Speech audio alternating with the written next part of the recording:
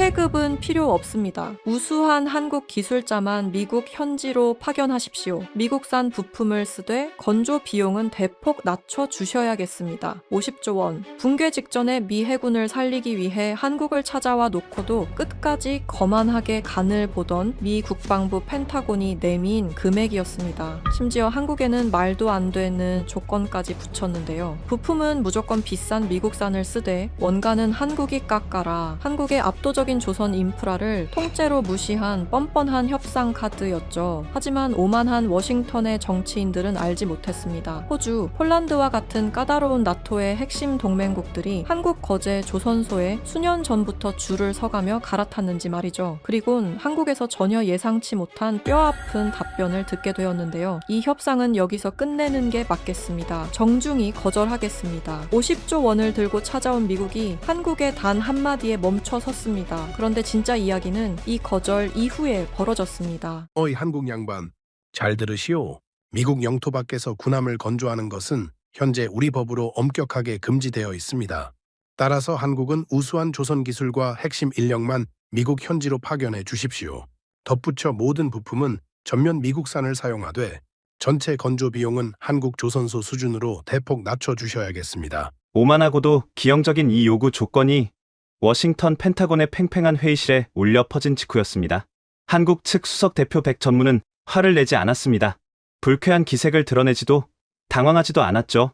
그는 그저 테이블 위에 놓인 두꺼운 서류철을 조용히 아주 천천히 덮었습니다. 그리고 통역을 거치지 않은 또렷하고 차분한 영어로 이렇게 말했습니다.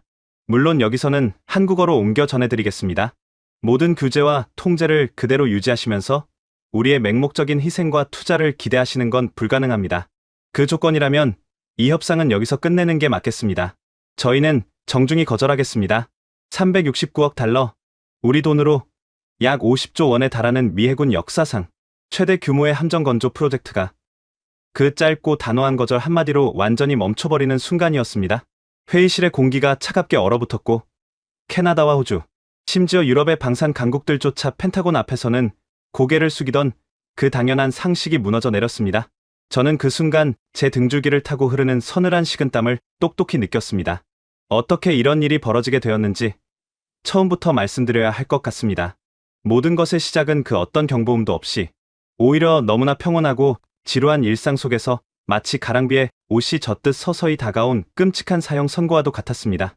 제 이름은 리처드 스털링, 펜타곤 해군 작전부에서 20년 넘게 함정 조달과 국방 예산 평가를 전담해 온 수석 분석관입니다. 제 손을 거쳐간 달러만 수천억에 달하고 미국의 바다를 지키는 최신형 항공모함과 구축함, 건조 계획이 모두 제 책상 위에서 승인을 받았습니다. 저는 항상 워싱턴의 안락한 사무실에 앉아 막대한 예산안에 서명만 하면 무적의 군함들이 마법처럼 치켜 나온다고 굳게 믿어왔습니다. 사건의 시작은 펜타곤 지하 벙커에서 열린 정기 4분기 해군 조달 현황 브리핑이었습니다. 해군 장관을 비롯해 태평양 함대 사령관, 그리고 의회 예산처의 핵심 수뇌부들이 모두 모인 자리였죠. 저는 여느 때처럼 진한 블랙커피를 마시며 스크린에 띄워질 예산 증액 도표나 실적 보고서를 기다리고 있었습니다. 하지만 정보국 분석관이 단상에 올라와 화면에 띄운 것은 숫자가 아니었습니다. 고해상도 군사 위성이 촬영한 거대한 사진 2장이었습니다. 첫 번째 사진은 현재 적국의 주력 해군 기지와 민간 조선소가 결합된 위성 사진입니다. 분석관의 건조한 목소리와 함께 나타난 사진 속 조선소는 끝이 보이지 않을 정도로 거대했습니다. 수십 개의 대형 도크에는 완성 단계에 이른 구축함과 잠수함들이 마치 공장에서 물건을 찍어내듯 일렬로 늘어서 있었습니다. 군함뿐만이 아니었습니다. 그 옆으로는 수십 척의 거대한 상선들이 동시에 건조되고 있었고 수백 기의 대형 크레인이 쉴 새 없이 움직이는 역동적인 모습이 정지된 사진 속에서도 고스란히 뿜어져 나왔습니다. 하지만 진짜 충격은 두 번째 슬라이드에서 떨어졌습니다. 딸깍하는 소리와 함께 화면이 전환되었습니다. 그리고 이것이 자랑스러운 우리 미국의 핵심 군수 조선소들의 현재 모습입니다. 저는 커피잔을 들고 있던 손을 멈췄습니다.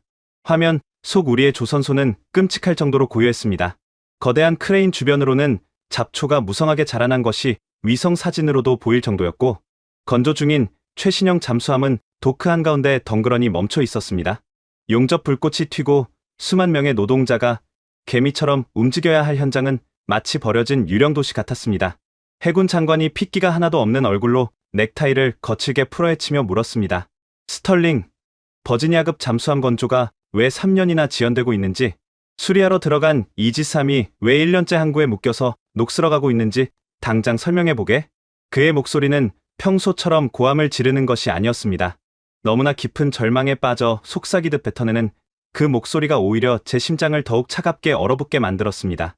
저는 급하게 의회예산처에서 방금 막 배포한 두꺼운 기밀 보고서를 펼쳤습니다. 첫 페이지를 넘기는 순간 저는 왜 이 거물들이 유령을 본 것처럼 창백하게 앉아 있는지 즉각적으로 이해했습니다. 보고서의 핵심은 적이 강해졌다는 단순한 위협이 아니었습니다. 우리 내부가 얼마나 처참하게 썩어 문드러져 있는가에 대한 부검 기록이었습니다. 장관님, 돈이 문제가 아닙니다. 배를 만들 사람이 없습니다. 저는 덜덜 떨리는 손을 감추며 브리핑을 이어갔습니다.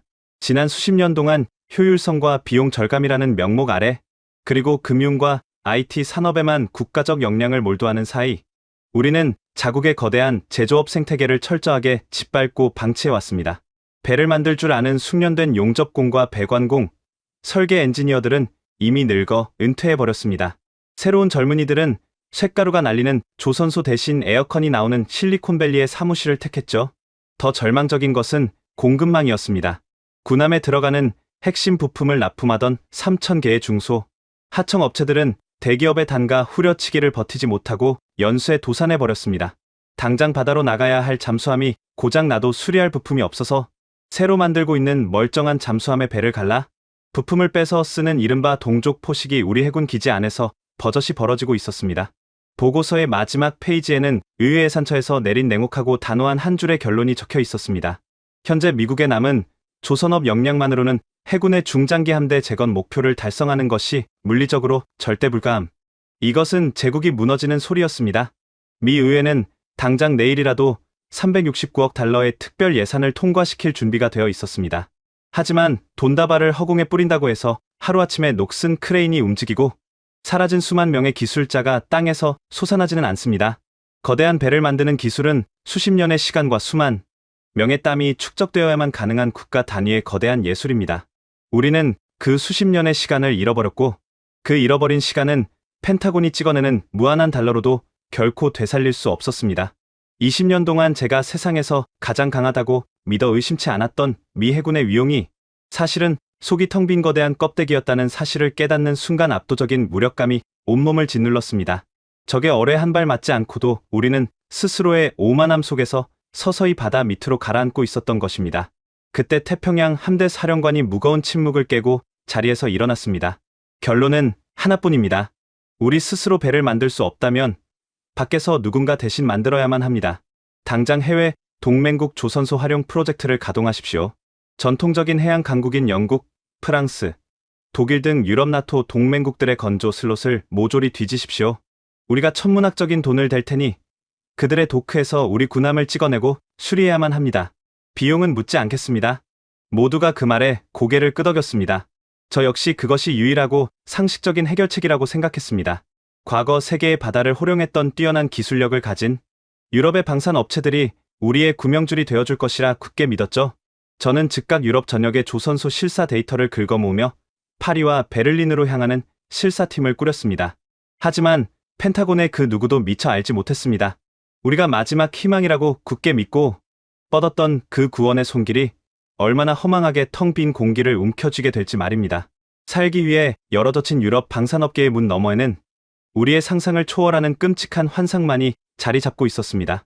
그리고 그 거대한 절망의 한가운데서 콧대 높은 펜타곤이 한 번도 진지하게 생각해보지 않았던 아시아의 한 나라를 향해 국가의 운명을 걸고 다급하게 매달려야만 하는 순간이 무서운 속도로 다가오고 있었습니다. 과연 유럽의 도크에서는 무슨 일이 벌어지고 있었던 것일까요? 그리고 우리는 왜 서쪽이 아닌 동쪽으로 고개를 돌려야만 했을까요? 희망은 때로 가장 잔인한 고문 기구가 되기도 합니다. 태평양 함대 사령관의 지시가 떨어진 바로 다음 날, 저는 워싱턴 덜레스 공항에서 런던행 야간 비행기에 몸을 실었습니다. 제 가방 안에는 펜타곤이 승인할 수 있는 백지 수표와 다름없는 막대한 예산안이 들어있었죠. 저는 그때까지만 해도 순진하게 믿고 있었습니다. 우리가 스스로 배를 만들지 못한다면 과거 대항해 시대를 열었고 두 번의 세계 대전을 치르며 거대한 전함들을 쏟아냈던 전통적인 군사 동맹 유럽이 당연히 우리를 구원해 줄 것이라고 말입니다. 영국 런던을 거쳐 프랑스의 항구 도시, 그리고 독일의 북부 해안까지 저는 일주일 동안 나토의 핵심 방산 국가들을 미친 듯이 훑고 다녔습니다. 겉보기에는 모든 것이 완벽했습니다. 그들의 해군 본부와 방위 산업체 본사는 눈이 부시도록 세련된 유리 건물이었고, 회의실 스크린에는 최첨단 3차원 설계 도면들이 화려하게 돌아가고 있었습니다. 그들은 완벽한 영어를 구사하며 유려한 프레젠테이션을 선보였죠. 하지만 제 목적은 화려한 PPT 화면을 보는 것이 아니었습니다. 펜타곤이 당장 필요로 하는 것은 종이 위에 그려진 배가 아니라 차가운 바다를 가르고 나갈 육중한 강철 덩어리였으니까요. 독일 최대의 군함 건조 업체 임원인 마르쿠스와 함께 북해의 찬바람을 맞으며 실제 건조 도크로 나갔던 날, 저는 마침내 끔찍한 진실과 마주해야만 했습니다. 도크는 비어 있었습니다. 아니, 정확히 말하자면 거대한 크레인 한 대만이 느릿느릿 움직이고 있었고, 그 아래에서 일하는 작업자의 수는 제가 예상했던 것의 10분의 1도 되지 않았습니다. 용접 불꽃이 사방으로 튀고 수천 명의 인부가 함성을 지르며 움직여야 할 조선소 특유의 그 뜨거운 에너지는 어디에도 없었습니다. 고요하고 스산하기까지 했죠. 마르쿠스, 이게 도대체 어떻게 된 겁니까? 당신들 회사에서 작년에 제출한 생산 역량 보고서에는 동시에 세 척의 호위함을 건조할 수 있다고 되어 있지 않았습니까? 이래서는 우리가 원하는 구축함은커녕 연한 경비정 하나도 제때 납품받기 어렵겠는데요. 제가 굳은 얼굴로 묻자 완벽한 정장을 입고 있던 마르쿠스는 씁쓸한 미소를 지으며 바다 쪽으로 고개를 돌렸습니다. 스털링 분석관님, 보고서의 숫자는 물리적인 도크의 크기를 말하는 겁니다. 우리에게는 세계 최고의 설계 기술이 있고 완벽한 도면이 있습니다. 하지만 그것을 쇠를 깎아 실제로 만들어낼 사람이 없습니다. 지금 이 조선소에서 일하는 용접공들의 평균 연령이 58살입니다. 젊은이들은 기후변화 시위에 나가거나 스마트폰 앱을 개발하려 하지 누구도 기름때를 묻히며 무거운 철판을 나르려 하지 않습니다. 부품을 대주던 공장들은 인건비를 감당하지 못해 동유럽이나 아시아로 떠난 지 오래입니다. 당신들이 당장 100억 달러를 현찰로 꽂아준다고 해도 우리가 첫 번째 군함을 바다에 띄우는 데는 최소 8년에서 10년이 걸릴 겁니다. 그의 대조적이고도 무기력한 대답은 제 머리를 둔기로 강타하는 것 같았습니다. 유럽은 거대한 설계 사무소로 전락해 있었습니다. 그들은 머리는 비대하게 커졌지만 팔다리의 근육은 완전히 말라비틀어진 기형적인 상태였습니다. 영국도 프랑스도 상황은 다르지 않았습니다. 서구권 전체가 제조업의 위기라는 동일한 전염병에 걸려 서서히 죽어가고 있었던 것입니다. 우리는 동맹이라는 이름으로 서로를 의지하고 있었지만 정작 전쟁이 터지면 그 누구도 총과 배를 만들어낼 수 없는 텅 빈 껍데기들의 모임에 불과했습니다. 워싱턴으로 돌아오는 비행기 안에서 저는 뜬 눈으로 밤을 새웠습니다. 창밖으로 보이는 칠흑 같은 어둠이 마치 미 해군의 미래처럼 느껴졌습니다. 펜타곤으로 복귀하자마자 열린 긴급 수뇌부 회의에서 저는 참담한 실사 결과를 그대로 보고했습니다. 장관님, 그리고 사령관님, 나토 동맹국을 허용한다는 유럽 플랜은 완전히 실패했습니다. 유럽에는 우리의 군함을 만들어줄 근육이 남아있지 않습니다. 서구권 전체를 통틀어 대규모 군함을 제때 찍어낼 수 있는 제조업, 국가는 이제 단 한 곳도 존재하지 않습니다. 회의실은 무덤처럼 고요해졌습니다. 제국을 호령하던 별을 단 장군들의 얼굴에 처음으로 적에 대한 공포가 아닌 자신들의 무능에 대한 뼈아픈 두려움이 번져가고 있었습니다. 대안이 없었습니다. 이대로라면 낡은 함정들이 하나둘 퇴역하는 몇 년 뒤 미 해군은 바다의 지배권을 고스란히 적에게 넘겨주어야 할 판이었습니다. 그 숨막히는 침묵 속에서 정보국 아시아 태평양 담당 국장이 조심스럽게 서류 하나를 테이블 위로 밀어냈습니다. 우리에게 남은 선택지는 이제 지구상에 딱 하나뿐입니다. 아시아로 가야 합니다. 누군가 일본을 언급했습니다. 과거 세계 2위의 경제 대국이자 거대한 제조업 기반을 가졌던 나라. 하지만 정보국장은 단호하게 고개를 저었습니다. 일본은 안 됩니다. 그들의 조선업은 우리나 유럽과 마찬가지로 이미 30년째 쇠퇴의 길을 걷고 있습니다. 게다가 평화 헌법의 제약과 기형적으로 높은 건조 비용 때문에 펜타곤의 대규모 조달 물량을 감당할 수 없습니다. 제가 말씀드리는 유일한 구명줄은 바로 대한민국입니다. 대한민국. 그 이름이 회의실에 울려 퍼지는 순간 펜타곤의 공기가 미묘하게 변했습니다. 물론 우리는 한국이 무기를 잘 만들고 제조업이 강하다는 사실은 알고 있었습니다. 하지만 그들은 언제나 우리가 무기를 팔고 방위비를 요구하는 동맹의 하위 파트너였습니다. 미 해군의 명운이 걸린 최상위 군사 프로젝트를 그들의 민간 조선소에 전적으로 의탁한다는 것은 오만한 펜타곤의 수뇌부들에게는 쉽게 받아들이기 힘든 심리적 저항선을 건드리는 일이었습니다. 한국이라고 그 작은 나라의 민간 조선소가 펜타곤의 까다로운 군사 규격을 맞출 수 있다는 확신이 있어 작전 참모 차장 해리슨 제독이 미간을 찌푸리며 물었습니다. 정보국장은 대답 대신 리모컨을 눌러 스크린에 압도적인 통계 자료를 띄웠습니다. 제독님, 감정적으로 받아들이기 힘드시겠지만 숫자를 보십시오. 현재 전 세계 바다를 떠다니는 가장 복잡하고 거대한 상선, 바로 LNG 운반선의 70% 이상을 한국의 조선소 3곳이 독식하여 만들어내고 있습니다. 그들은 상선만 만드는 것이 아닙니다. 우리 이지스 시스템을 탑재한 10,000톤급 최신형 구축함과 3,000톤급 잠수함을 자력으로 설계하고 심지어 예정된 납기일보다 일찍 찍어내서 해군에 인도하고 있습니다. 용접공의 노령화, 그들에게도 그런 문제가 있지만 그들은 압도적인 로봇, 자동화 기술과 효율적인 공정 관리로 그것을 모조리 극복해냈습니다. 우리가 3년째 허덕이는 일을 그들은 지금 이 순간에도 매일 숨 쉬듯이 해내고 있다는 뜻입니다. 데이터는 잔인할 정도로 명확했습니다. 서구가 잃어버린 시간과 근육을 지구상에서 유일하게 고스란히 보존하고 진화시킨 곳은 오직 한국뿐이었습니다. 선택의 여지가 없었습니다. 아니, 우리가 그들을 선택하는 것이 아니라 우리가 그들에게 살려달라고 매달려야 하는 상황이었습니다. 하지만 펜타곤의 이 절박한 현실을 전혀 이해하지 못하는 부류가 회의실 한편에 앉아 있었습니다. 바로 워싱턴 국방위원회를 대변하는 정치인들과 그들의 수석 보좌관들이었죠. 수석 보좌관 벤자민 카터가 거만한 태도로 팔짱을 끼며 입을 열었습니다. 좋습니다. 배를 만들 곳이 거기밖에 없다면 그들을 하청업체로 쓰도록 하죠. 하지만 잊지 마십시오. 예산을 승인하는 것은 의회입니다. 의회는 천문학적인 달러가 외국으로 유출되는 것을 결코 좌시하지 않을 겁니다.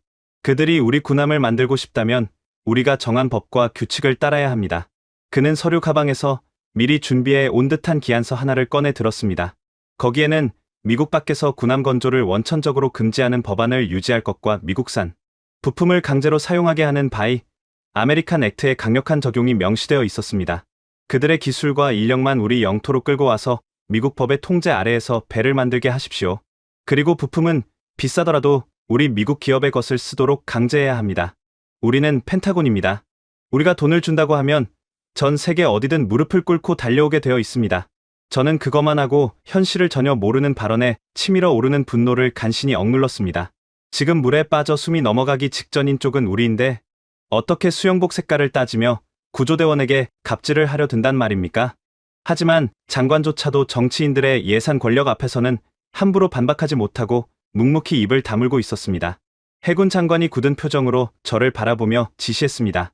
스털링, 당장 짐을 챙겨서 한국으로 날아가게. 거제라는 곳에 그들의 가장 큰 조선소가 있다고 하니 그 압도적이라는 통계 숫자들의 실체를 자네 두 눈으로 직접 확인하고 오란 말이야. 회의실을 빠져나오며 저는 등줄기를 타고 식은땀이 흐르는 것을 느꼈습니다. 한국의 거제라는 낯선 도시로 향하는 비행기에 오르면서 제 머릿속은 수많은 의문으로 어지러웠습니다. 과연 그들의 민간 조선수가 펜타곤의 이 까다롭고 변덕스러운 기준을 충족시킬 수 있을 것인가? 하지만 제가 진짜로 두려워해야 할 질문은 따로 있었습니다. 태평양 위를 날아가는 이 순간에도 워싱턴의 오만한 정치인들은 우리의 유일한 구명주를 향해 집어던질 끔찍하고 무거운 족쇄들을 벼리고 있었다는 사실입니다. 그리고 그 족쇄를 들고 찾아간 협상 테이블에서 우리가 얼마나 뼈아픈 수모를 겪으며 철저하게 박살 나게 될지 저는 이 비행기가 한국 땅에 닿을 때까지도 전혀 상상조차 하지 못하고 있었습니다. 그들이 자랑한다는 그 끝없는 도크 앞에서 과연 저는 무엇을 목격하게 될까요?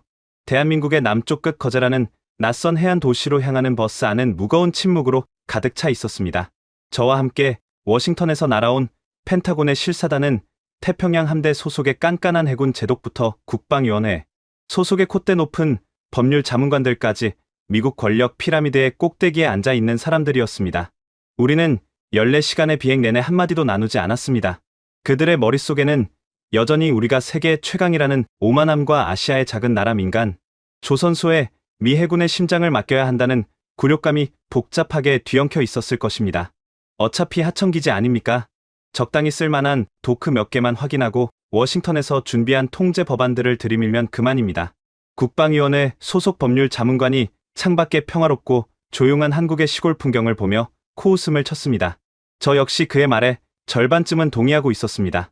한국이 상선을 잘 만든다는 것은 알고 있었지만 미 해군의 최첨단 이지스함과 잠수함은 완전히 다른 영역의 예술이니까요. 저는 속으로 버지니아주에 있는 우리의 자랑스러운 펜타곤 전용 군수 조선소를 떠올리며 그들이 아무리 대단해도 우리의 3분의 1 규모 정도일 것이라고 짐작하고 있었습니다. 하지만 해안 도로를 따라 버스가 거대한 산모퉁이를 도는 바로 그 순간이었습니다. 법률 자문관의 입에서 나오던 오만한 헛기침 소리가 뚝 끊겼습니다. 뒷자리에 기대어 눈을 감고 있던 해군 제독도 어느새 창문에 얼굴을 바싹 들이밀고 있었습니다. 저 역시 숨을 들이켜는 것조차 잊은 채 눈앞에 펼쳐진 비현실적인 광경에 완전히 압도당하고 말았습니다. 그것은 단순한 조선소가 아니었습니다. 바다와 육지가 만나는 거대한 해안선 수십 킬로미터를 완전히 집어삼킨 하나의 거대한 강철 제국이었습니다. 구름을 뚫을 듯이 솟아오른 붉은색과 노란색의 초대형 골리앗, 크레인들이 마치 거대한 철인 군단처럼 수십 기나 도열해 있었습니다. 유럽의 조선소에서 보았던 녹슬고 멈춰버린 크레인들과는 차원이 달랐습니다. 이곳의 공기는 쉴 새 없이 움직이는 수백 대의 트랜스포터와 웅장한 기계음으로 심장 박동처럼 진동하고 있었습니다. 우리를 태운 버스가 조선소의 정문을 통과해 내부로 들어서자 그 충격은 공포에 가까운 경외감으로 변해갔습니다. 끝이 보이지 않는 거대한 도크 안에는 빌딩, 20층 높이의 육중한 액화천연가스 운반선들이 무려 4척이나 나란히 건조되고 있었습니다. 그리고 그 바로 옆 완전히 통제된 군수 전용 도크에서는 우리의 이지스 시스템을 가볍게 뛰어넘는 최신형 스텔스 구축함과 3,000톤급 잠수함들이 매끄러운 검은빛 선체를 드러낸 채 동시에 조립되고 있었습니다.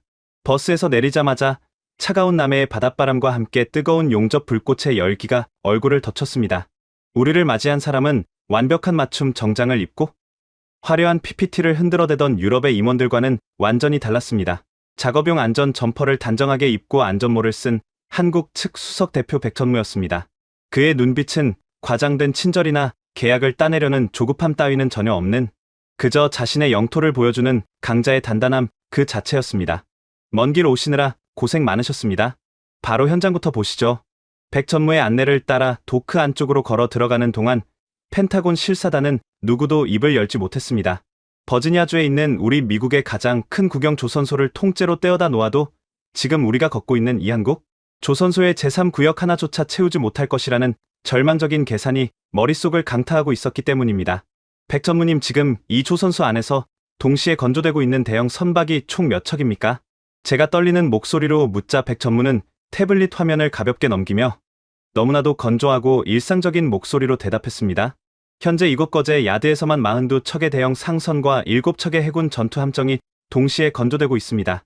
블록 조립 공정에 들어간 것까지 합치면 한꺼번에 돌아가는 프로젝트는 60개가 넘습니다.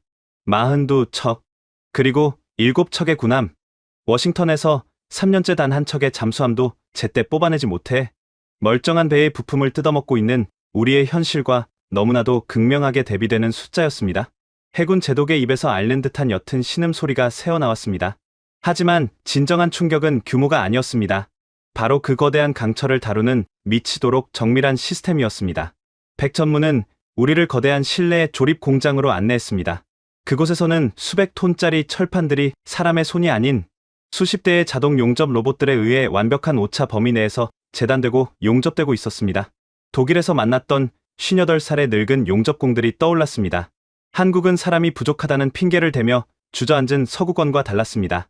그들은 젊은 엔지니어들이 스마트폰과 태블릿으로 통제하는 거대한 인공지능 로봇 시스템을 조선소 전체에 깔아버림으로써 노동력의 한계를 기술의 진화로 완벽하게 짓밟아버린 것입니다. 우리는 배를 밑바닥부터 쌓아 올리지 않습니다. 수십 개의 거대한 블록을 따로따로 완벽하게 제작한 뒤 마치 레고 블록을 조립하듯 거대한 해상 크레인으로 한치의 오차도 없이 맞물려 버립니다. 덕분에 전체 건조 기간을 미국의 절반 이하로 단축시킬 수 있었죠. 백천무의 설명이 이어질 때마다 워싱턴에서 온 법률 자문관의 얼굴은 점점 더 흙빛으로 변해갔습니다. 그는 자신이 들고 온 미국 법률의 통제라는 얄팍한 무기가 이곳에서는 아무런 쓸모가 없다는 것을 본능적으로 깨닫고 있었던 것입니다. 우리는 물에 빠져 허우적거리는 조난자였고 한국은 수십 척의 구명보트를 동시에 띄울 수 있는 거대한 항공모함이었습니다. 현장 실사가 모두 끝나고 노을이 지는 바다를 배경으로 도열해 있는 수십 기의 골리앗 크레인들을 올려다보며 저는 온몸에 소름이 돋는 것을 느꼈습니다. 펜타곤이 자랑하던 천문학적인 단러는 그저 종이 쪼가리에 불과했습니다. 진짜 권력, 세계의 바다를 지배하고 거대한 군함을 현실로 만들어내는 진정한 힘은 바로 이 한국의 남쪽 끝 이름 모를 해안가에 고스란히 숨쉬고 있었습니다. 우리는 환상을 쫓던 제국이었고 그들은 조용히 현실을 지배하는 제왕이었습니다. 저는 당장이라도 워싱턴으로 전화를 걸어 백지 수표를 내밀어서라도 이들의 도크를 선점해야 한다고 소리치고 싶었습니다. 이 완벽한 구원자만이 붕괴해가는 미 해군을 살릴 수 있는 지구상의 유일한 희망이었습니다. 하지만 제 손에 들린 검은색 가죽 가방이 납덩이처럼 무겁게 느껴졌습니다. 그 안에는 어리석고 오만한 워싱턴 정치인들이 작성해준 기형적인 협상 서류들이 들어있었습니다. 미국 영토 밖에서는 군함을 만들 수 없으니 너희들의 기술력만 미국으로 바치라는 법안, 부품은 비싼 미국산을 쓰면서 원가는 알아서 삭감하라는 바이 아메리칸 액트, 물에 빠진 주제에 구조대원의 멱살을 잡고 흔들려는 이 오만한 족쇄들 말입니다. 그날 밤 거제의 호텔 창가에서 어둠 속에 잠든 조선소의 거대한 실루엣을 바라보며 저는 내일 아침 서울에서 벌어질 협상을 생각했습니다. 이토록 압도적인 실력과 여유를 가진 진짜 강자 앞에서 과연 저 오만한 워싱턴의 족쇄들이 통하기나 할까요? 완벽한 구원자를 눈앞에 두고도 축배 대신 얄팍한 계산기를 두드리며 갑질을 준비하는 펜타곤의 어리석은 착각은 내일 아침의 협상 테이블을 어떤 끔찍한 파국으로 몰고 가게 될까요? 거제 조선소에서 마주했던 압도적인 충격이 아직 혈관 속을 요동치고 있던 다음날 아침이었습니다. 새벽같이 거제를 출발해 서울로 올라온 우리는 서울 중심부에 위치한 고층 빌딩의 최고급 스위트 회의실에 자리를 잡았습니다. 창밖으로는 수백만 대의 차량이 쉴 새 없이 오가는 서울의 역동적인 출근길 풍경이 펼쳐져 있었지만 회의실 내부의 공기는 마치 얼음물처럼 차갑고 무거웠습니다. 저는 테이블 밑으로 땀이 차오르는 두 손을 꽉 쥔 채 제 앞에 놓인 검은색 서류 가방을 원망스러운 눈빛으로 내려다보고 있었습니다. 그 가방 안에는 어제 밤늦게까지 워싱턴 국방위원회에서 날아온 최종 협상 가이드라인이 들어있었습니다. 그것은 살기 위해 내미는 구명줄이 아니라 물에 빠져 허우적거리는 주제의 구조대원의 목에 채우려는 끔찍하고 오만한 족쇄들이었습니다. 저는 거제에서 그 거대한 강철의 제국을 두 눈으로 똑똑히 목격했습니다. 40여 척의 거대한 선박이 한꺼번에 조립되고 수백 대의 자동화 로봇이 오차 없이 쇠를 자르던 그 완벽한 인프라 말입니다. 그 거대한 생태계야말로 우리가 3년째 해결하지 못한 절망적인 전력, 공백을 단숨에 메워줄 수 있는 유일한 마법이었습니다. 하지만 펜타곤을 등에 업고 온 국방위원회 수석 법률 자문관 벤자민 카터의 생각은 전혀 달랐습니다. 그는 여전히 자신이 세상의 중심이자 모든 규칙을 정하는 지배자라고 굳게 믿고 있었습니다. 그에게 거제 조선소의 웅장한 규모는 그저 하청 업체의 공장이 제법 크다는 정도의 감상에 불과했던 것입니다. 정확히 오전 9시 회의실 문이 열리고 한국 측 수석 대표 백 전무가 수행원 2명과 함께 조용히 들어왔습니다. 그는 어제 작업복을 입고 거친 남해의 바닷바람을 맞던 모습과는 달리 군더더기 없이 완벽하게 재단된 짙은 남색 정장 차림이었습니다. 그의 걸음걸이나 표정에는 미 국방부라는 거대한 권력 앞에서도 아부하거나 긴장하는 기색이 전혀 없었습니다. 그저 오늘 처리해야 할 수많은 일상적인 업무 중 하나를 대하듯 담담하고 고요했습니다. 간단한 인사말이 끝나기 무섭게 벤자민 카터가 거만한 미소를 지으며 입을 열었습니다. 그는 마치 큰 시혜를 베푸는 제국의 총독 같은 목소리로 말했습니다. 백 전무님, 어제 거제 현장은 아주 인상 깊었습니다. 미 국방위원회와 해군 작전부는 귀사의 건조 역량이 우리의 조달 프로젝트에 참여할 수 있는 기본 자격을 갖추었다고 평가했습니다. 이는 귀사에게도 세계 최고의 군대인 미 해군과 파트너가 될 수 있는 엄청난 영광이자 기회가 될 것입니다. 자, 여기 우리가 준비한 기본 계약 조건을 보시죠. 벤자민 카터는 테이블 위로 두꺼운 서류 뭉치를 거칠게 밀어냈습니다. 저는 그 순간 테이블 밑으로 숨고 싶을 만큼 지독한 수치심을 느꼈습니다. 그 서류에 적힌 조건들은 상식을 완전히 파괴하는 억지 그 자체였기 때문입니다. 첫 번째로 등장한 독소 조항은 미국 영토 내건조 의무 조항이었습니다. 벤자민이 자랑스럽게 첫 번째 조건을 읊었습니다. 미국의 안보 법안에 따라 미 해군의 모든 전투함정은 반드시 미국 영토 내에서 건조되어야 합니다. 따라서 우리는 귀사의 거제 조선소 도크를 사용하지 않을 것입니다. 대신 귀사가 자랑하는 그 우수한 로봇 공정 기술과 자동화 시스템, 그리고 핵심 설계 엔지니어들을 버지니아에 있는 우리 국영 조선소로 파견해 주십시오. 당신들의 기술로 우리 땅에서 우리를 위해 배를 만들어 달라는 뜻입니다. 저는 눈을 질끈 감았습니다. 이것은 미친 짓이었습니다. 거제 조선소의 기적은 단순히 기술자 몇 명의 머릿속에서 나오는 것이 아닙니다. 수십 년간 수조 원을 투자해 깔아놓은 거대한 크레인, 완벽하게 짜인 물류망, 쉴 새 없이 돌아가는 로봇 용접기. 그리고 무엇보다 그 모든 것을 한치의 오차도 없이 통제하는 현장의 생태계, 그 자체가 만들어내는 결과물이었습니다. 그런데 그 모든 하드웨어는 거제에 내버려 둔 채 기술자와 소프트웨어만 텅 빈 버지니아의 낡은 조선소로 데려와서 배를 만들라니요? 그것은 세계 최고의 셰프에게 그의 완벽한 주방과 재료는 다 빼앗아버리고 녹슨 프라이팬 하나만 쥐어준 채 최고급 요리를 내놓으라고 강요하는 것과 같았습니다. 하지만 벤자민 카터의 무지하고 오만한 요구는 여기서 끝이 아니었습니다. 그가 두 번째 족쇄를 꺼내 들었습니다. 바로 바이 아메리칸 액트, 즉 미국산 우선 구매법이었습니다. 두 번째로 함정에 들어가는 핵심 부품과 기자재는 철저하게 미국산을 사용해야 합니다. 이것은 타협할 수 없는 우리 의회의 법입니다. 하지만 우리가 귀사를 선택한 가장 큰 이유는 귀사의 압도적인 가격 경쟁력과 빠른 납기 때문입니다. 따라서 귀사는 부품을 전량 미국에서 비싸게 조달하더라도 전체 건조 비용은 이곳 한국에서 상선을 만들 때처럼 대폭 낮춰서 입찰에 참여해야 할 것입니다. 아시다시피 미 국방 예산은 국민의 세금이니까요. 그의 말이 끝나는 순간 회의실에는 숨막히는 정적이 내려앉았습니다. 저는 제 귀를 의심했습니다. 벤자민 카터는 지금 본인이 무슨 말을 하고 있는지조차 모르는 것이 분명했습니다. 워싱턴에서 멀쩡한 잠수함의 배를 갈라 부품을 뺏었어야 할 정도로 우리의 부품 공급망은 처참하게 붕괴되어 있었습니다. 미국산 부품을 쓰라는 말은 곧 파산한 하청 업체들이 부품을 만들어낼 때까지 기약 없이 기다리라는 뜻이었습니다. 게다가 미국산 부품의 가격은 한국산의 서너 배에 달했습니다. 그 비싼 부품을 쓰면서 고장난 미국의 인프라 위에서 일해야 하는데 도대체 어떻게 한국 수준의 저렴한 비용과 빠른 납기를 맞출 수 있단 말입니까? 이것은 협상이 아니었습니다. 이것은 물에 빠져 죽어가는 주제에 나를 구하려면 네가 가진 완벽한 구명보트에서 내려와 내가 허우적거리는 이 차가운 흙탕물 속으로 뛰어들어오라는 강요였습니다. 그리고 그 물속에서 내가 가진 비싸고 무거운 짐을 대신 짊어지고 나를 물 밖으로 밀어 올리라는 뻔뻔하고도 악랄한 명령이었습니다. 저는 참다 못해 벤자민 카터의 소매를 살짝 잡아당기며 귓속말로 속삭였습니다. 카터 자문관님, 이건 너무 무리한 조건입니다. 저들은 바보가 아닙니다. 우리가 지금 빈털털이라는 걸 다 알고 있습니다. 이런 말도 안 되는 규제들부터 풀겠다고 약속을 해야 이 협상이 진행될 수 있습니다. 하지만 벤자민 카터는 제 손을 짜증스럽게 뿌리치며 콧방귀를 꼈습니다.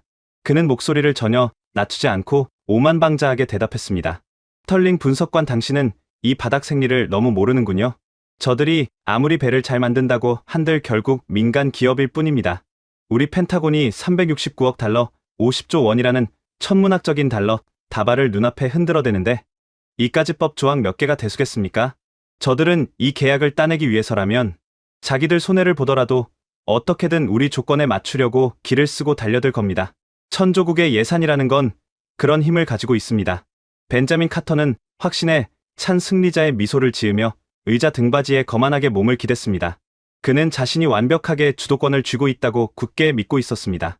그가 테이블 너머로 밀어낸 억지스러운 조건들이 담긴 서류 뭉치가 백천무의 손앞에 멈춰섰습니다. 저는 타는 듯한 목마름에 침을 꿀꺽 삼키며 백천무의 얼굴을 쳐다보았습니다. 당연히 분노해야 할 상황이었습니다. 억지 논리에 항의하거나 적어도 그 조건은 받아들일 수 없다며 얼굴을 붉히고 언성을 높이는 것이 일반적인 협상 테이블의 모습이었습니다. 아니, 벤자민 카터의 말대로 천문학적인 예산에 눈이 멀어 어떻게든 조건을 완화해보려고 굽신거리며 애원할지도 모르는 일이었습니다. 하지만 백천무는 분노하지도 애원하지도 않았습니다. 그는 그저 고요하게 가라앉은 깊은 바다 같은 눈동자로 자기 앞에 놓인 서류 뭉치를 가만히 내려다보고 있을 뿐이었습니다. 그의 손가락이 천천히 서류의 첫 페이지를 향해 움직였습니다. 폭풍전야의 무거운 침묵 속에서 과연 저 조용하고 단단한 한국의 진짜 지배자는 워싱턴이 던진 이 오만하고 기형적인 족쇄를 향해 어떤 칼날을 꺼내 들려 하는 것일까요? 그리고 벤자민 카터의 그 맹목적인 착각이 산산조각 나는 데에는 과연 몇 초의 시간이 더 필요했던 것일까요? 모든 시선이 백전무의 손끝에 모여 있었습니다. 오만방자한 워싱턴의 정치인 벤자민 카터가 던진 그 기형적이고 폭력적인 족쇄가 담긴 계약서 뭉치가 테이블 한가운데에 놓여 있었습니다. 미국 영토 밖에서는 군함을 만들지 못하니 너희들의 핵심 기술과 인력만 버지니아의 낡은 도크로 바치라는 요구, 그리고 부품은 비싼 미국산을 쓰면서 원가는 알아서 삭감하라는 적반하장의 조건.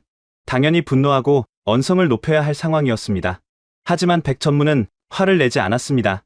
당황하거나 불쾌한 기색조차 그의 얼굴에서는 찾아볼 수 없었습니다. 그는 그저 고요하게 가라앉은 깊은 바다 같은 눈동자로 자기 앞에 놓인 두꺼운 서류 뭉치를 가만히 내려다보고 있을 뿐이었습니다. 그의 손가락이 천천히 서류의 첫 페이지를 향해 움직였습니다.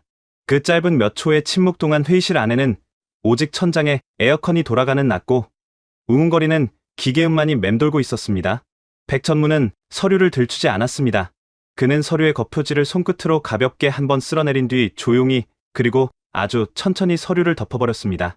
이 서류는 읽어볼 필요가 없을 것 같습니다. 통역을 거치지 않은 또렷하고 차분한 영어가 회의실의 정적을 갈랐습니다. 물론 여기서는 한국어로 옮겨드립니다.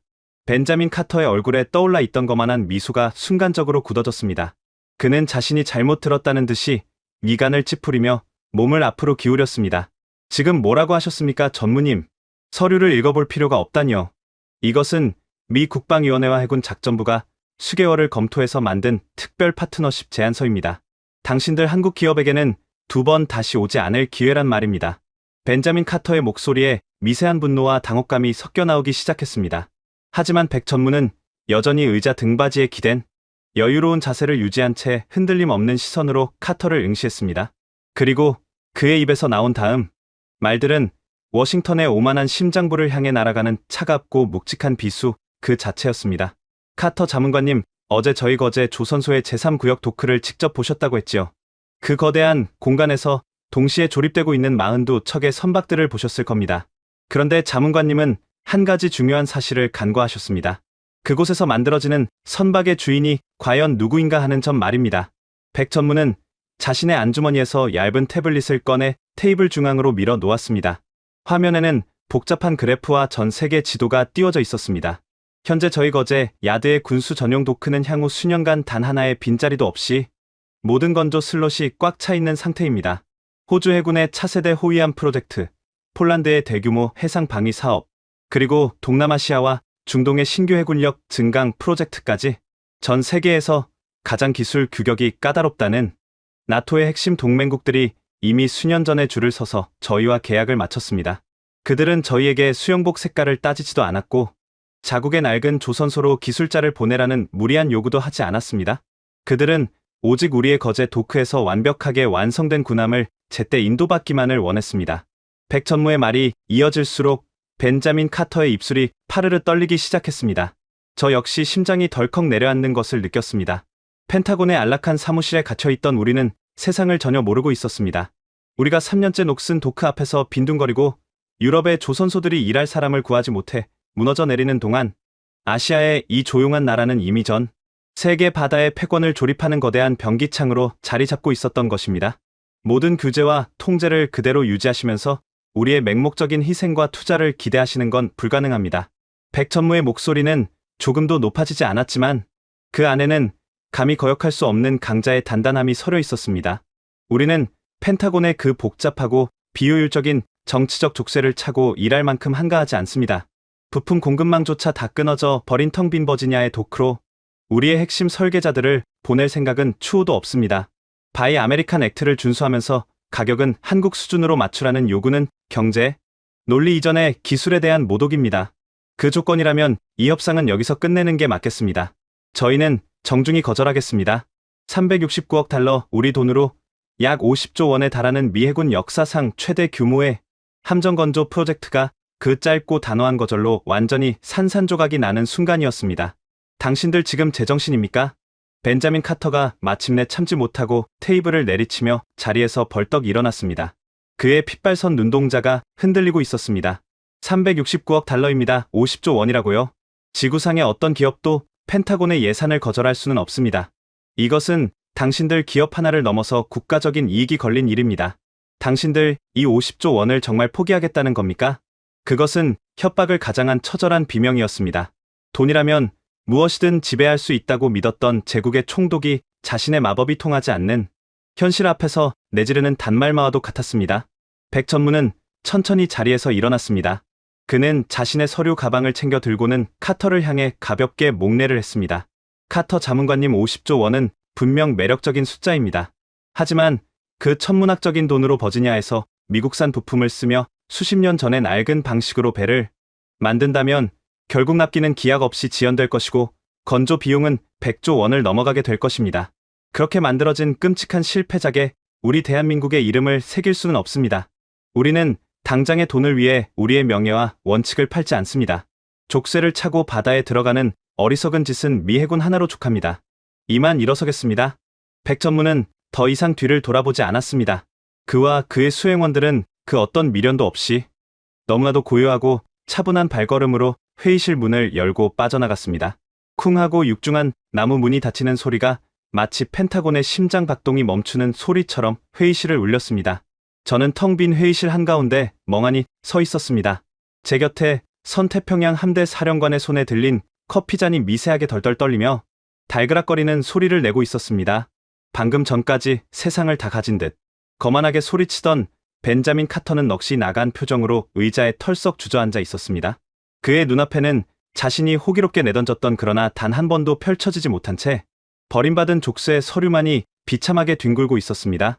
우리는 지금 단순한 군함건조 계약 하나를 잃은 것이 아니었습니다. 붕괴해가는 미 해군을 살려낼 수 있는 지구상에 남은 단 하나의 완벽한 구명줄을 우리 스스로의 오만함과 어리석음으로 영원히 끊어버린 것입니다. 저는 눈을 감았습니다. 거제 조선소에서 보았던 그 끝없이 펼쳐진 수백 기의 골리앗 크레인과 압도적인 강철의 위용이 막막을 때렸습니다. 그 거대한 제국은 우리의 천문학적인 달러 앞에서도 결코 고개를 숙이지 않았습니다. 그들은 진짜 지배자가 누구인지 권력의 중심이 어디로 이동했는지를 말없이 증명해 보였습니다. 이제 우리는 어떻게 해야 할까요? 아무도 배를 만들어주지 않는 그 텅 빈 바다 위에서 세계 최강이라는 낡은 타이틀만 부여잡고 서서히 가라앉아야만 하는 것일까요? 오만한 펜타곤 수뇌부들의 착각이 무참히 박살 난 이 적막한 회의실에서 저는 비로소 뼈아픈 진실과 마주하고 있었습니다. 백천무와 그의 일행이 떠난 뒤 굳게 닫힌 회의실 문을 바라보며 우리는 누구도 입을 열지 못했습니다. 방금 전까지 오만방자하게 허세를 부리던 벤자민 카터 수석 법률 자문관은 넋이 나간 사람처럼 멍하니 허공을 응시하고 있었습니다. 그의 입술이 파르르 떨리더니 이내 갈라진 목소리가 정적을 깼습니다. 이럴 수는 없어. 369억 달러라고. 우리 돈이 아니라 미 국방부의 예산이야. 전 세계 어느 나라, 어느 기업이 감히 이 천문학적인 달러 다발을 발로 차버릴 수 있단 말인가. 저들은 미친 게 분명해. 잠시 튕기는 걸 거야. 내일 당장 워싱턴으로 직통 전화를 걸어서 이 거만한 자들에게 본때를 보여주겠어. 우리가 다른 곳에 발주를 주면 저들은 땅을 치고 후회하게 될 거라고. 그의 절망적인 헛소리에 태평양 함대 사령관이 들고 있던 커피잔을 테이블 위로 쾅 소리가 나게 내려놓았습니다. 갈색 커피가 하얀 테이블보 위로 처참하게 튀어 올랐습니다. 집어치우시오, 카터 자문관. 당신은 아직도 상황 파악이 안 됩니까? 그들은 미 해군을 거절한 게 아니오. 바로 당신이 들고 온 그 멍청하고 오만한 족쇄를 쓰레기통에 처박아 버린 거요. 다른 곳에 발주를 주겠다고요? 도대체 지구상 어디에 발주를 줄 생각입니까? 우리와 총성 없는 전쟁을 벌이고 있는 중국에 가서 미 해군의 항공모함을 만들어 달라고 구걸이라도 할 셈이오. 아니면 텅 빈 도크에 늙은 용접공 몇 명만 남아있는 유럽으로 다시 돌아가서 10년 동안 철판 쪼가리 하나 구경 못하고 바다를 통째로 내어줄 작정이오. 사령관의 호통에 벤자민 카터는 마치 한 대 얻어맞은 사람처럼 입을 꾹 다물었습니다. 사령관의 말이 100번 1000번 옳았습니다. 우리는 펜타곤으로 돌아가서 이 끔찍한 파국을 어떻게 보고해야 한단 말입니까? 대안이 없었습니다. 일본은 평화 헌법의 굴레에 묶여있고 우리와 마찬가지로 인구 절벽과 노령화에 시달리며 미 해군의 거대한 조달 물량을 소화할 능력을 상실한 지 오래였습니다. 우리가 직접 도크를 짓고 떠나버린 3000개의 하청 업체를 다시 살려내어 자력으로 배를 띄우려면 최소 30년의 시간과 수백조 원의 예산이 필요했습니다. 하지만 적들은 우리가 조선소를 다시 짓고 용접공을 교육할 때까지 태평양 한가운데서 얌전히 기다려두지 않습니다. 이것은 단순한 협상 결렬이 아니었습니다. 저는 테이블 한가운데 버려진 그 오만한 계약서를 바라보며 온몸에 피가 차갑게 식어내리는 것을 느꼈습니다. 지난 반세기 동안 전 세계를 지배해온 권력의 축이 완전히 이동했음을 선언하는 역사적인 순간이 바로 지금 이 서울의 텅 빈 회의실에서 벌어진 것입니다. 우리는 기축 통화인 달러를 쥐고 무한대의 돈을 찍어내며 우리가 세상의 지배자이자 영원한 갑이라고 굳게 믿어왔습니다. 월스트리트의 금융가들은 번쩍이는 모니터 속에 가짜 숫자를 굴리며 수백억 달러의 부를 단숨에 창조했다고 축배를 들었죠. 스마트폰 화면 속의 소프트웨어와 가상화폐에 열광하며 손에 기름때를 묻히고 무거운 철판을 나르는 일은 가난한 나라들이나 하는 천박하고 구시대적인 일이라며 철저하게 조롱하고 멸시해왔습니다. 그 오만함의 대가가 바로 이것이었습니다. 진정한 국가의 권력은 모니터 속의 가짜 숫자나 정치인들의 법전 안에서 나오는 것이 아니었습니다. 진짜 권력은 차가운 쇳물을 펄펄 끓여 거대한 강철을 빚어내고 수십만 개의 복잡한 부품을 단일 밀리미터의 오차도 없이 조립하여 실제로 눈앞에 존재하는 거대한 실체를 만들어내는 능력, 바로 땀 냄새 나는 제조업 그 자체에 있었습니다. 우리는 그 진리를 너무나 오래전에 스스로 내다버렸습니다. 반면 한국은 달랐습니다. 아무도 알아주지 않는 그 길고 고통스러운 세월 동안 그들은 묵묵히 땀을 흘리며 조선소의 불을 밝히고 그 거대한 쇳덩어리들과 사투를 벌였습니다. 경제 위기가 닥치고 전 세계가 금융 노름에 빠져 제조업을 내던질 때도 그들은 끈질기게 기술을 연마하고 로봇을 도입하며 스스로를 진화시켰습니다. 그리고 마침내 아무도 넘볼 수 없는 전 세계 바다의 패권을 조립하는 진정한 강철의 제국을 완성해낸 것입니다. 호주, 폴란드 그리고 이름 모를 수많은 나라들이 이미 오래전부터 펜타곤보다 먼저 그들의 진가를 알아보고 거제의 문을 두드려 번호표를 뽑고 있었습니다. 이제 세상의 룰이 완벽하게 바뀌었습니다. 바이, 아메리칸, 미국산을 사라는 그 구호는 이제 녹슨 크레인에 매달린 빛바랜 간판처럼 공허하고 비참한 예시하기가 되어버렸습니다. 과거의 미국은 두둑한 지갑을 들고 전 세계의 무기 시장을 거만하게 돌아다니며 마음에 드는 것을 골라 담는 최고 등급의 고객이었습니다. 우리가 지시하면 그들은 머리를 조아리며 따랐고 우리가 말도 안 되는 법을 들이밀어도 그들은 밤을 새워서라도 우리의 비위를 맞추었습니다. 하지만 이제 우리는 그 지위를 영원히 상실했습니다. 돈이 있다고 해서 살 수 있는 시대는 끝났습니다. 진정한 슈퍼갑은 물건을 사는 사람이 아니라 그 물건을 세상에서 유일하게 만들어낼 수 있는 창조자였습니다.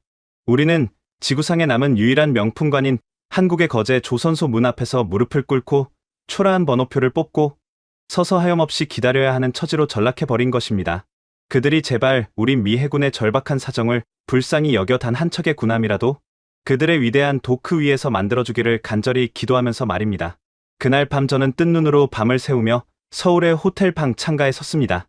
유리창 너머로 쉴 새 없이 불을 밝히고 끝없이 달리는 한강변의 수많은 자동차 불빛들과 하늘을 찌를 듯 솟아있는 거대한 빌딩 숲을 하염없이 내려다보았습니다. 이 작고 조용한 나라는 어떻게 이런 압도적이고 거대한 기적을 무에서 유로 만들어낸 것일까요? 우리는 그들의 겉모습만 보고 섣불리 평가하려 들었지만 사실 뼛속까지 철저하게 시험을 당하고 발가벗겨진 쪽은 어리석은 우리 자신이었습니다. 가슴 한구석에서 미국인으로서의 뼈아픈 패배감과 동시에 이 위대한 나라를 향한 깊은 경외감이 거세게 밀려오고 있었습니다. 내일 아침이 밝으면 펜타곤의 오만한 정치인들은 자신들이 내던졌던 그 족쇄의 서류를 스스로 찢어버리고 고개를 숙인 채 다시 한번 백전무의 바짓가랑이를 붙잡기 위해 처절한 애원을 시작해야 할 것입니다. 진정한 갑과 을이 완벽하게 뒤바뀌어 버린 이 냉혹하고도 통쾌한 현실. 지배자라는 착각 속에 빠져 살던 펜타곤이 한국이라는 거대한 산맥 앞에서 산산조각 나는 이 순간 미 해군은 과연 어떤 뼈아픈 대가를 치르며 새로운 시대를 맞이하게 될까요? 그리고 이 자랑스러운 대한민국의 강철 제국은 또 어느 바다를 향해 자신들의 압도적인 위용을 펼쳐나가게 될까요? 여러분, 지금까지 미 해군 수석 분석관 리처드 스털링의 뼈아픈 고백을 함께 하셨습니다. 어떠셨습니까? 369억 달러의 천문학적 예산, 3년째 항구에 묶여 녹슬어가는 미국의 군함들, 그리고 향후 수년간 건조 예약이 꽉 차 있는 한국의 거제 조선소. 이 압도적인 숫자들 뒤에는 세상이 금융에 열광하며 제조업을 비웃을 때 아무도 알아주지 않던 텅 빈 도크에서 쇳가루를 마시며 묵묵히 밤을 새운 우리 기술자들의 피와 땀이 있었습니다. 결국 세계의 바다를 지배한다는 미 해군 사령관은 이렇게 탄식했습니다. 우리가 한국을 선택하는 줄 알았는데 처음부터 시험을 받고 있던 쪽은 우리였습니다.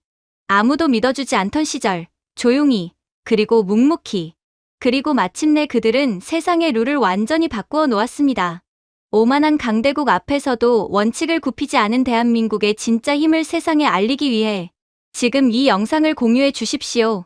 여러분의 공유 하나가 국가의 위상을 드높이는 거대한 파도가 됩니다. 가슴이 뜨거워지셨다면 아래 댓글에 작은 심세 글자만 남겨주십시오.